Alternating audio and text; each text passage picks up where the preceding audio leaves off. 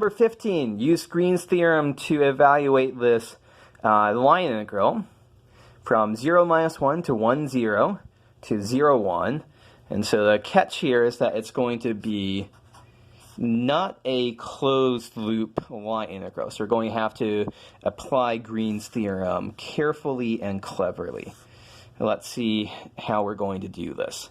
So we are being asked to go from 0 minus 1 to 1, 0,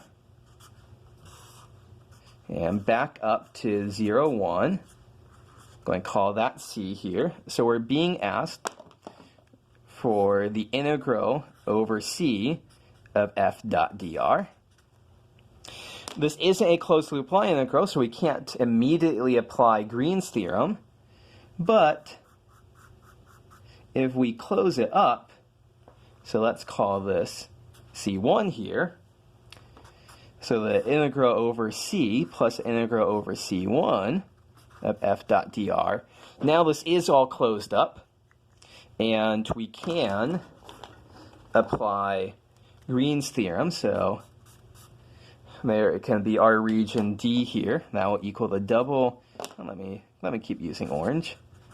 The double integral over D of df2 dx minus df1 dy. Okay, so what do we have to do? We have to do, instead of doing these calculations here, we're going to exchange it for this vector line integral and this double integral here. Let's go ahead and do this double integral first. Haven't yet written down what f is. F is 2xy plus 1 comma x squared.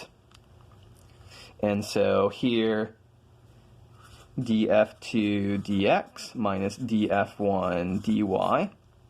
So df2 dx, the derivative of this with respect to x is 2x. The derivative of this with respect to y is also 2x.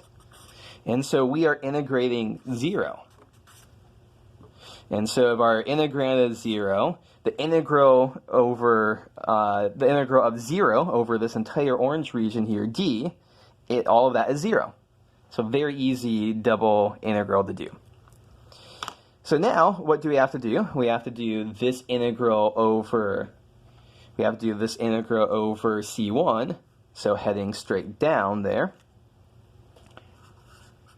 So for C1, we have to parameterize the line segment from 0, 1 to 0, minus 1.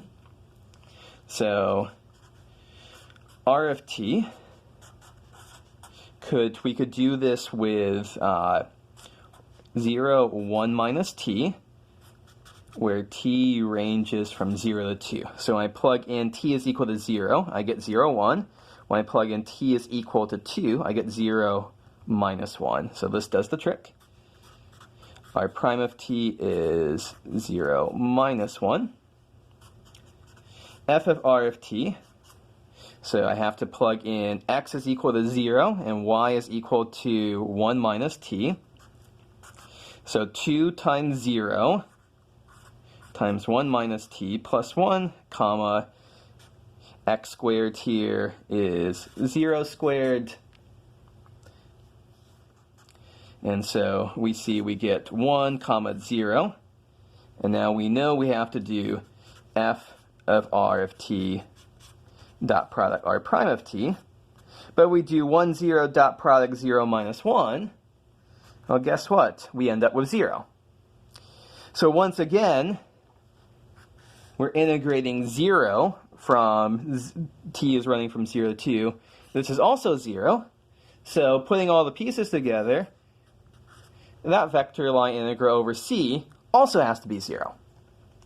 So by cleverly using Green's theorem, we're able to cut out a lot of the work here to do those two vector line integrals. So once again, we should look for clever ways to apply Green's theorem in various situations. Okay, so that's problem 15. Looking at problem 16, so we have to use Stokes' theorem to compute a a line integral. So let me get a new slide, new fresh sheet of paper here.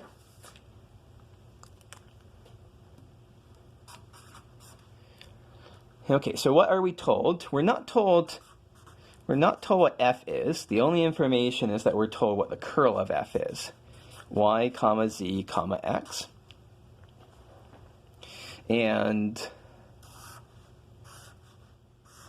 the square here is, C is the unit square formed by joining the points 1, 0, 0, 1, 1, 0, 1, 1, 1, 1, and 0, 1, 1. So what does that look like?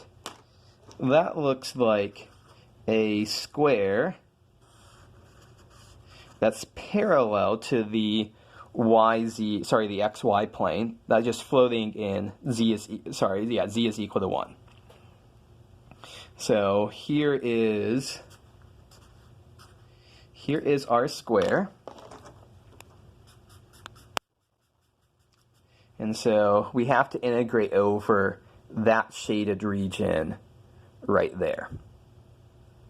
So how do we do that?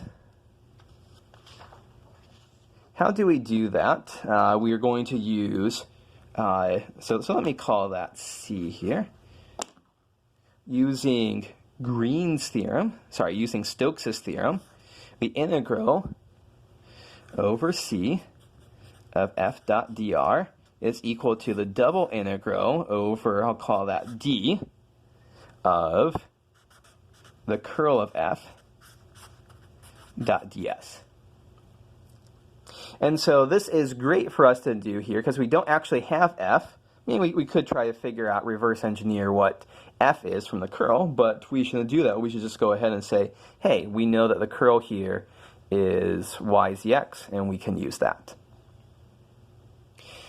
Okay, so at this point then, what we already have this here, we just need to parameterize